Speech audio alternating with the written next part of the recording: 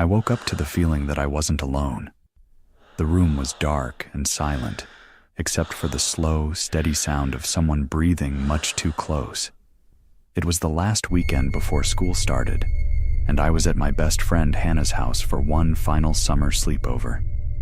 There were 6 of us, sprawled across the carpet in our sleeping bags, surrounded by soda cans and half-finished bowls of popcorn. We'd stayed up late watching scary movies until one by one, everyone drifted off. I must have fallen asleep too, because when I opened my eyes again, the TV was off and the room was drenched in quiet.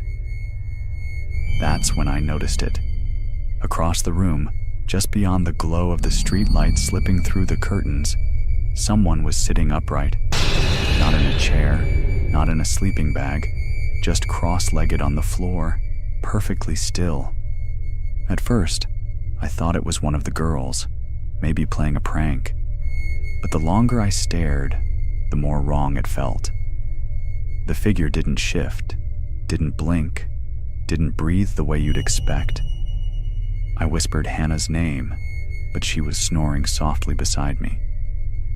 I told myself it had to be a pile of blankets, a trick of the light. Still, every hair on my body stood up when I realized the figure was facing me directly, watching me. I pulled the edge of my sleeping bag up to my chin and tried to close my eyes, but the sense of being studied was unbearable. Finally, I sat up to whisper again, and froze. The figure had moved. It was closer now, still sitting cross-legged, its head tilted just slightly like it was curious. I didn't scream. I couldn't. My throat locked up as my eyes darted to the others, still sleeping, completely unaware. I squeezed my eyes shut and prayed for morning. When sunlight finally poured in, the spot where it had been sitting was empty.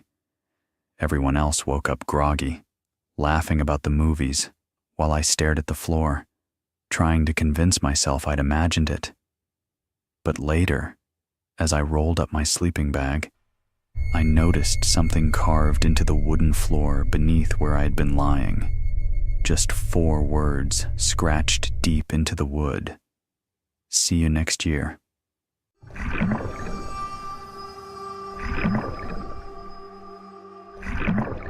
The pool lights went out for just 3 seconds. When they came back on, I wasn't alone anymore. It was late August, and I was squeezing in one last night swim before school started again. My neighborhood pool stayed open until midnight, but most nights it was empty after dark. I loved having it to myself. The cool water, the soft hum of the filter, the glow of the lights shimmering beneath the surface. That night, everything felt calm, almost too calm. The air was still, and the only sound was my splashing as I floated on my back, staring up at the stars. Then, without warning, the pool lights flickered and shut off, plunging everything into complete darkness. I froze. The silence felt heavier without the comforting glow. The water around me seemed endless, black and cold. My first thought was that the power had tripped, but before I could even swim to the edge, the lights blinked back on. And that's when I saw it. A figure was floating at the far end of the pool, motionless, face down. My chest tightened. I hadn't heard anyone dive in, hadn't seen a ripple. For a moment I thought someone was drowning. I pushed myself toward them, but as I drew closer, I noticed something that stopped me dead.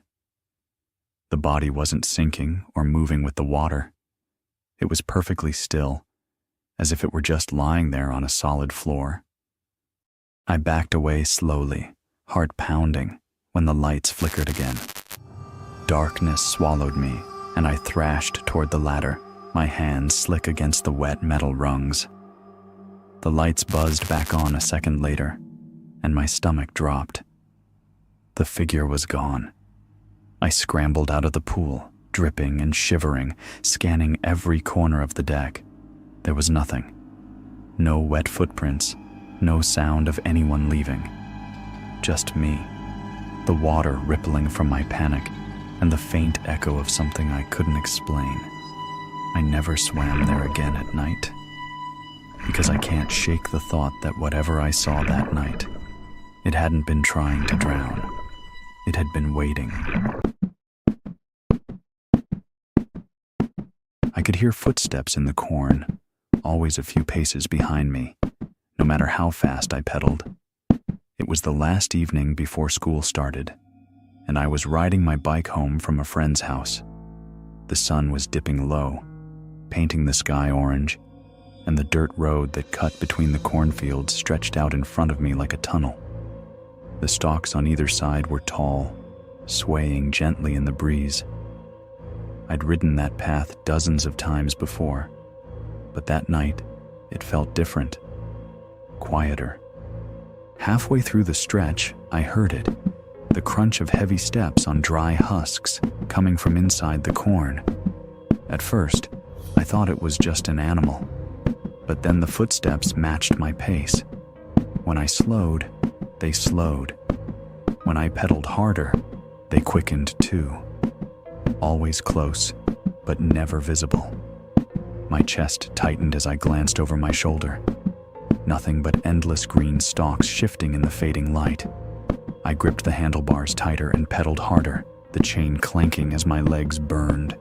The footsteps grew quicker, keeping pace. Then, out of the corner of my eye, I saw it. A figure, tall and thin, moving through the rows with unnatural ease, its head just visible above the corn. I didn't look directly at it.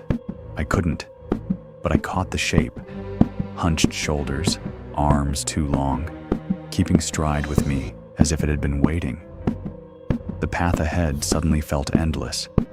My heart pounded in my throat as I leaned into the pedals, desperate to reach the end of the road.